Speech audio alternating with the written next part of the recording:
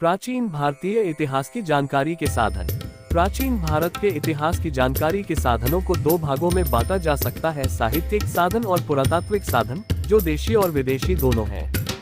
साहित्यिक साधन दो प्रकार के हैं, धार्मिक साहित्य और लौकिक साहित्य। धार्मिक साहित्य भी दो प्रकार के हैं, ब्राह्मण ग्रंथ और अब्राह्मण ग्रंथ।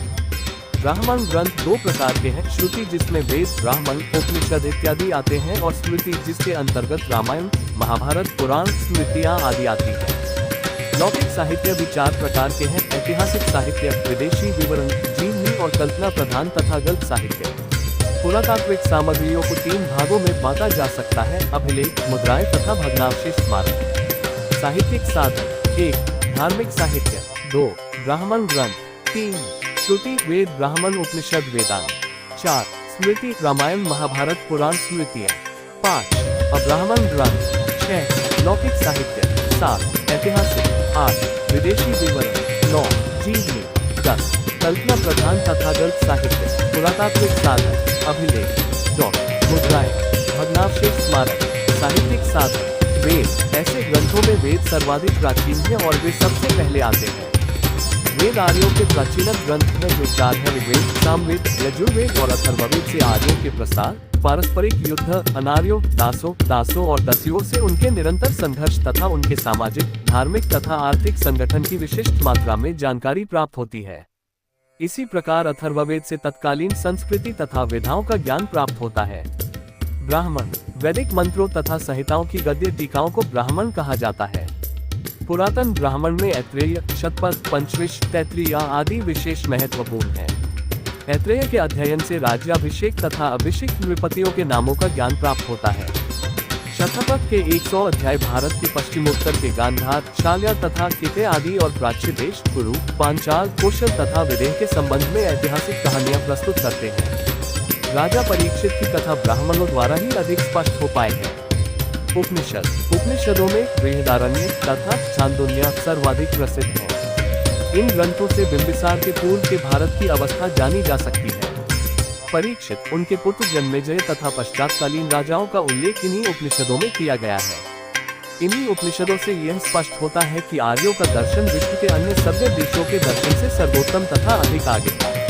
आर्यों के आध्यात्मिक विकास, प्राचीनतम धार्मिक अवस्था और चिंतन के जीते जागते जीवंत उदाहरण इन्हीं उपनिषदों में मिलते हैं। वेदांत: युगांतर में वैदिक अध्ययन के लिए 6 विधाओं की शाखाओं का जन्म हुआ, जिन्हें वेदांग कहते हैं। वेदांत का शाब्दिक अर्थ है वेदों का अंत, तथापि इस साहित्य के पौरुषेय होने के कारण श्रुति साहित्य से पृथक ही गिना जाता है। वे ये हैं: शिक्षा, कल्प, व्याकरण, निरूक्त, छंद शास्त्र तथा ज्योतिष। वैदिक शाखाओं के अंतर्गत ही उनका पृथक वर्ग स्थापित हुआ और इन्हीं वर्गों के पाठ्य ग्रंथों के रूप में सूत्रों का निर्माण हुआ। कल्पसूत्रों को 4 भागों में विभाजित किया गया: श्रौत सूत्र, जिनका संबंध महायज्ञों से था; गृह सूत्र, जो गृह संस्कारों पर प्रकाश डालते थे; धर्म सूत्र, जिनका संबंध धर्म तथा धार्मिक नियमों से था; शुल्क सूत्र, जो यज्ञ, हवन कुंड, वेदी, नाम आदि से संबंधित थे। वेदांत से जहाँ एक ओर प्राचीन भारत की धार्मिक अवस्थाओं का ज्ञान प्राप्त होता है, वहाँ दूसरी ओर इसकी सामाजिक अवस्था का भी। स्मृतियाँ: स्मृतियों को धर्मशास्त्र भी कहा जाता है। श्रस्तु वेद विज्ञेयो धर्मशास्त्रम तु वै स्मृति। स्मृतियों का उदय सूत्रों को बाद हुआ। मनुष्य के पूरे जीवन से संबंधित अनेक क्रियाकलापों के बारे में असंख्य विधि निषेधों की जानकारी इन स्मृतियों से मिलती है। संभवतः मनुस्मृति लगभग 200 पूर्व से 100 मध्य एवं याज्ञवल्क्य स्मृति सबसे प्राचीन है। उस समय के अन्य महत्वपूर्ण स्मृतिकार थे नारद, पराशर, बृहस्पति, कात्यायन, गौतम, संवर्त, हरि, अंगिरा आदि, जिनका समय संभवतः 100 से लेकर 600 तथा मनुस्मृति से उस समय के भारत के बारे में राजनीतिक, सामाजिक एवं धार्मिक जानकारी मिलती है। नारद स्मृति से गुप्त वंश के संदर्भ में जानकारी मिलती है। मेधातिथि, वारुची, कुल्लू भट्ट, गोविंद राजा आदि टीकाकारों ने मनुस्मृति पर, जबकि विश्वरूप, अपराध, विज्ञानेश्वर आदि ने याज्ञवल्क्य स्मृति पर भाष्य लिखे हैं। महाकाव्य: रामायण की रचना महर्षि वाल्मीकि द्वारा पहली एवं दूसरी शताब्दी के दौरान संस्कृत भाषा में की गई। वाल्मीकि कृत रामायण में मूलतः 6000 श्लोक थे, जो कालांतर में 12000 हुए और फिर 24000 हो गए।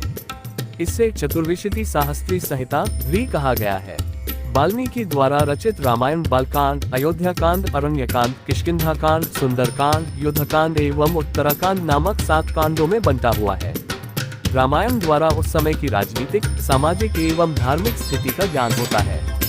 रामकथा पर आधारित ग्रंथों का अनुवाद सर्वप्रथम भारत से बाहर चीन में किया गया।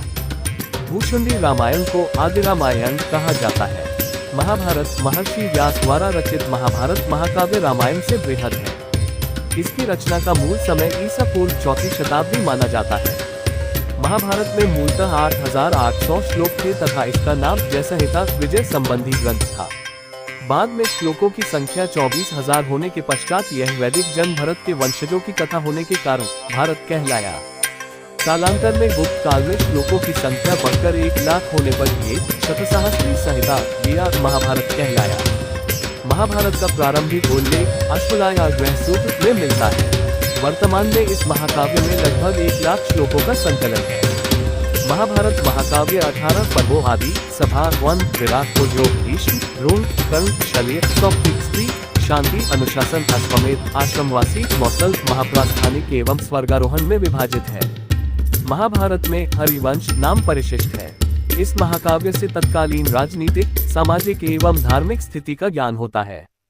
पुराण प्राचीन आख्यानों से युक्त ग्रंथ को पुराण कहते हैं। संभवतः 5वीं से 4वीं शताब्दी तक पुराण अस्तित्व में आ चुके थे। ब्रह्म वैवर्त पुराण में पुराणों के 5 लक्षण बताए ये हैं सर्ग, प्रतिसर्ग, वंश, मनवंतर तथा वंशानुचरित।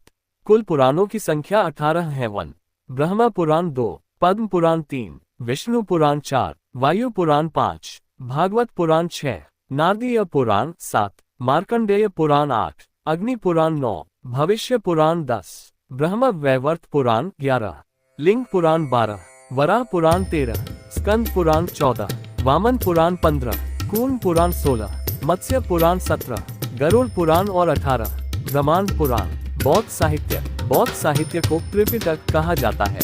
महात्मा बुद्ध के परिनिर्वाण के उपरांत आयोजित विभिन्न बौद्ध संगीतियों में संकलित किए गए त्रिपिटक, संस्कृत त्रिपिटक संभवतः सर्वाधिक प्राचीन धर्म ग्रंथ है। बुलर एवं रीस डेविड्स महोदय ने त्रिपिटक का शाब्दिक अर्थ टोकरी बताया है। त्रिपिटक है सुत्तापिटक, विनय और अभिधम्म पिटक। जैन साहित्य ऐतिहासिक जानकारी हेतु जैन साहित्य भी बौद्ध साहित्य की ही तरह महत्वपूर्ण है। अब तक उपलब्ध जैन साहित्य प्राकृत एवं संस्कृत भाषा में मिलते हैं। जैन साहित्य जिसे आगम कहा जाता है, इनकी संख्या 12 बताई जाती है। आगे चलकर इनके उपांत भी लिखे गए। आगमों के साथ साथ जैन ग्रंथों में 10 प्रकीर्ति, 6 छंद सूत्र, 1 नंदी सूत्र, 1 अनुयोगद्वार एवं 4 मूल सूत्र हैं। इन आगम ग्रंथों की रचना संभवतः श्वेतांबर संप्रदाय के आचार्यों द्वारा महावीर स्वामी की मृत्यु के बाद की गई। विदेशियों के विवरण यूनानी, रोमन लेखन, चीनी लेखन, अरबी लेखन, पुरातात्विक साक्ष्य के अंतर्गत मुख्यतः अभिलेख, सिक्के, स्मारक, भवन, मूर्तियां, चित्रकला आदि आते हैं। इतिहास निर्माण में सहायक पुरातत्व सामग्री में अभिलेखों का महत्वपूर्ण स्थान है। ये अभिलेख अधिकांशतः स्तंभों, शिलाओं, ताम्रपत्रों, मुद्राओं, पात्रों, मूर्तियों, गुहाओं आदि में खुदे हुए मिलते हैं। यद्यपि प्राचीनतम अभिलेख मध्य एशिया के बोगजकोई नाम स्थान से करीब 1400 में पाए गए, जिनमें अनेक वैदिक देवताओं इंद्र, मित्र, वरुण, नासत्य आदि का उल्लेख मिलता है।